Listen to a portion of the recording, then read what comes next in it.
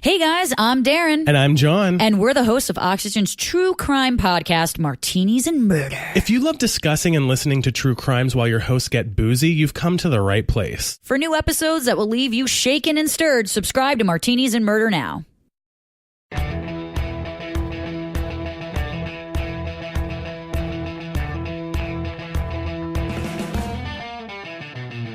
Hello and welcome to the Rotoworld Baseball Podcast, the second to last week of the regular season, believe it or not. I'm DJ Short, and with me here as always is Drew Silva. What's up, Drew?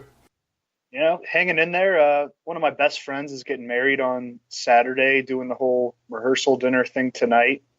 And the Cardinals are currently in position for a playoff spot, so all is pretty right in my world.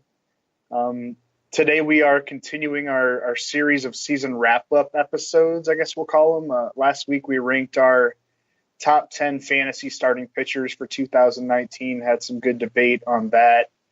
This week we have mock drafted the top 2 rounds of a 12-team draft for 2019, so we'll run through the normal headlines and then get to that. Should be pretty good. Yeah, so let's jump right into the headlines, and we can spend a lot of time on that mock draft. I guess I'll get us started here with the Trevor Story situation. Plenty of twists and turns with him recently. Story owners, of course, they've been riding high with him all season, but especially this month, he just recently had a 2-homer game followed by a 3-homer game. Just a monster finish to the season. So much so that Story began to be discussed as a possible MVP candidate, but that all came to a screeching halt when he was forced to exit Monday's game with right elbow soreness. Story initially hurt the elbow on a throw in the first inning, then he pulled himself out of the game later on after feeling some pain on a swing. Now, the early report, which was from Ken Rosenthal of The Athletic, suggested that the Rockies were concerned about possible damage to the ulnar collateral ligament in the elbow, which obviously would be a long-term concern and a huge bummer, but fortunately it turns out that the ligament was intact, no structural damage, just some inflammation and soreness in that elbow. So it sounds like it's possible Story could return to action as soon as this weekend against the Diamondbacks, which would be huge. Great news for the Rockies, who are really losing ground in the playoff race right now. Fresh off being swept by the Dodgers, they've lost 5 out of their last 6. That puts them 2.5 games out in the NL West, 1.5 games behind your Cardinals for the second wildcard spot. So good news for Rockies fans, good news for Story owners who hope to have him around for the final week.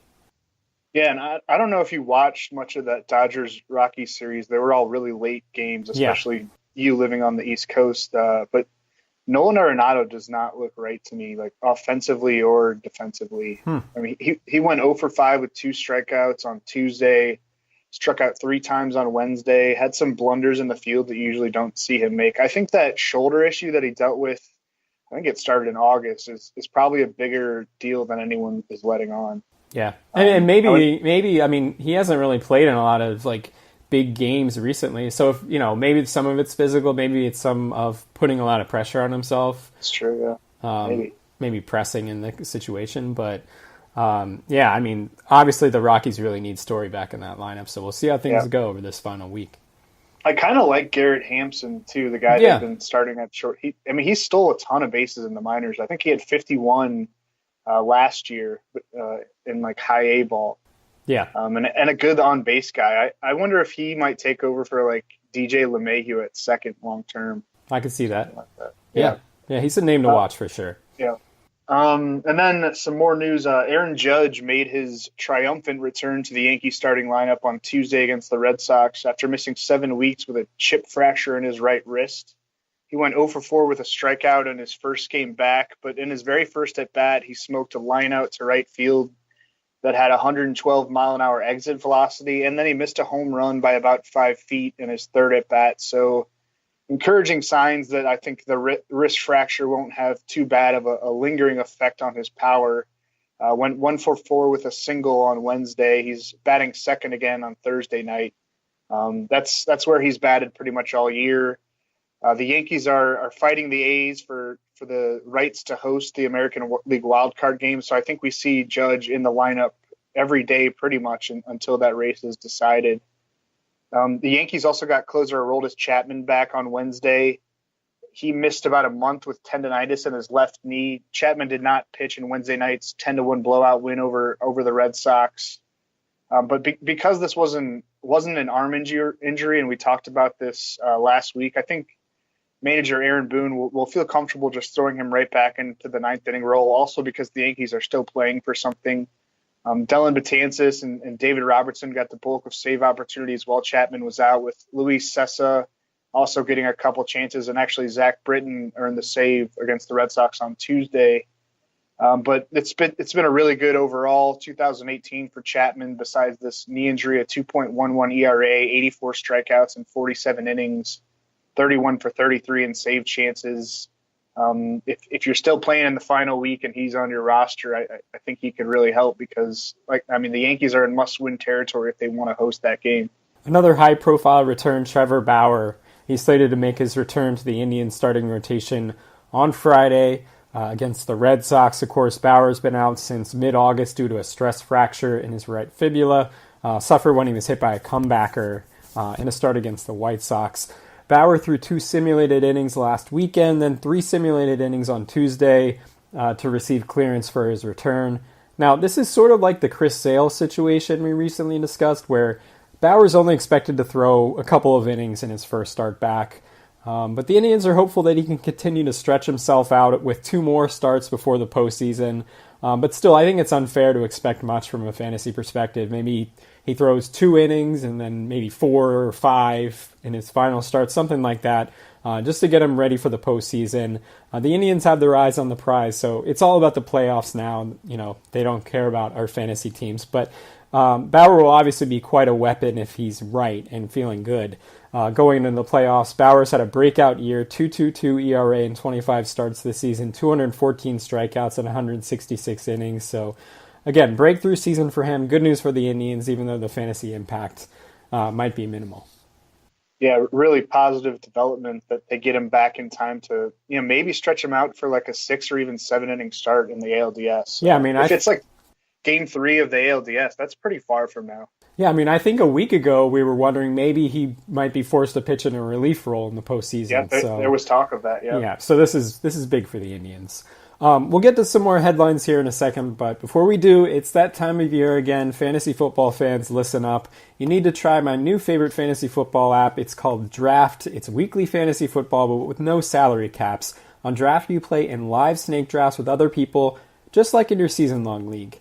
Here's how it works. It's a draft that lasts for just 1 week, and there's no management involved. You just set it and forget it. Once you're done drafting, that's it. No trades, no waiver wire. Very simple. Drafts start every couple of minutes, so you can join one right now. And the best part, play for cold hard cash. Drafts start from just $1, so there's really a draft for everyone. No salary caps. Play in a live snake draft, just like you do with your friends in a season-long league. And now there's even an option to do auction drafts, which is definitely an interesting little wrinkle. A lot of fun. Come and join me on Draft today. Download the app anytime. Just search Draft in your app store and join a game in minutes, or play right from your computer on draft.com. Whatever you want, multiple ways to play. And for a limited time only, all new players get a free entry into a draft when you make your first deposit. But you have to use my promo code RW. That's right, play a real money game for free just for using my promo code RW on your first deposit. Just search Draft in your app store or go to draft.com and come play for free with promo code RW. Some more headlines from the last week. Cubs president Theo Epstein announced Tuesday that Brandon Morrow has been shut down for the remainder of the 2018 season. Morrow had great success as the Cubs closer in the first half, but he's been out since mid-July with a bone bruise in his right elbow / biceps and could never really get over the hump in his rehab. Told reporters he knew that his season was over this past Monday when he felt a pulling sensation in his arm as he tried to reach for a cup of coffee.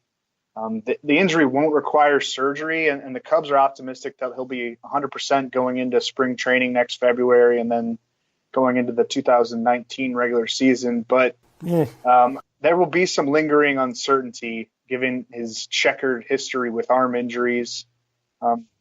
Signed a 2-year, $21 million free agent contract with the Cubs last December. He's owed $9 million in 2019 with a $12 million club option or $3 million buyout for 2020. I'd expect the Cubs to be pretty active on the relief market over the winter, possibly bring in a different guy to close games, maybe Craig Kimbrell. There are some other relief arms out there that they could try. For now, they'll deploy a committee at closer because primary fill-in Pedro Strop suffered a hamstring strain while running the bases last Thursday in D.C. So some combination of Jesse Chavez, Steve Cishek, Justin Wilson, Carl Edwards Jr., Jorge De La Rosa, and Randy Rosario. That's a big combination, handling saves the rest of the way. It's a difficult situation for fantasy owners looking for some final week saves. I like Cishek or Chavez. Same. Both really, really good numbers over the last 2 months. But manager Joe Madden did talk up Justin Wilson the other night. So I don't know. Who knows? Strop is hoping to be back for one of the final few games of the regular season and will probably be the guy in October, depending on if he can get back from that hamstring strain in time. If you remember, I think when the Cubs signed Morrow, I think everyone expected the Cubs weren't done with the back end of their bullpen. I mean, we're going to see in the postseason. I mean, I wouldn't be feeling great with that group there in the late innings in the postseason. I guess we'll see. But I wonder if they're going to regret not spending more or making a trade for another arm. I think the Red Sox are similar. I mean, have you watched their bullpen lately? Like, I agree. I mean, you look at a team like the Astros, who they're going to have trouble fitting pitchers onto their postseason roster. And I mean, the Dodgers, you could say that for the Dodgers too. Like, it's weird when these teams that spend a lot of money and are well run for the most part don't cover the bullpen part of it, especially in this modern era of postseason baseball where sometimes starters are pulled in the third or fourth inning. So I think we should expect lots of late inning drama in the postseason. I mean, there always is, but I think this year could be unique in that regard. More from me here. Mets right-hander Zach Wheeler has been shut down for the remainder of the season. Fortunately, not due to any physical issue, but simply a workload one for him. But still, a great season for him, really putting himself back on the map. And it was tough to know what to expect from Wheeler after all of his injury issues in recent years. I think there were no expectations at all.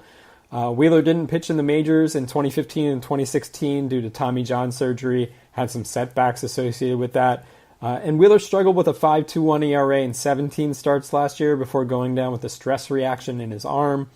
Wheeler actually began this season in the minors. He had a brief stint with AAA Las Vegas to begin the year. He's working through some mechanical changes with the new pitching coach. And even when he came up to the majors, initially he struggled a bit, had a 5.40 ERA over his first 9 starts, but soon everything clicked for him. Over his final 20 starts, he had a 2.52 ERA. That includes a 1.68 ERA and 11 starts since the All-Star break. That's better than his teammate Jacob deGrom, who's probably the front runner for the Cy Young Award at this point. Among starters, only Pittsburgh's Trevor Williams has a lower ERA than Wheeler during the second half, which I think I said that last week. That might also be a surprise to some people. Yeah. Wheeler was a top prospect, though. He's always had that pedigree. Came over to the Mets from the Giants in the Carlos Beltran deal. The thing that always really held him back was just how inefficient he was. But he's really gotten over that hurdle this year. He threw at least 7 innings in 10 out of his final 12 starts. Made it to a 182 and a third innings this year, about 100 more innings than he threw last year. Given that Wheeler barely pitched the previous 2 years, you can understand why the Mets are playing it safe. They really have nothing to play for at this point. Still, a lot to feel positive about here with Wheeler. Velocity up this year. Control was improved, getting swings and misses on all 5 pitches in his arsenal. You still wonder about the health and how long this will last, but I'm really excited to see what Wheeler can do in 2019. I had someone ask me today on Twitter if Wheeler should be considered a top 30 starting pitcher for 2019, and I definitely do. Maybe even top 25. I think he's earned that status at this point. Yeah, I agree. Another early shutdown. Twins outfielder Eddie Rosario is done for the year after aggravating a lingering right quad injury while chasing after a foul ball in the gap on Monday against the Tigers. Rosario was a stud in the first half, had a .311 batting average, .890 OPS, 19 home runs, 60 RBIs, 6 stolen bases, and 64 runs scored through 93 games at the All-Star break, but had a relatively sluggish second half, I guess partly due to the quad injury that first popped up in August. The injury shouldn't really affect his off-season program at all, so could be big things ahead for him in 2019. He's only 26 years old.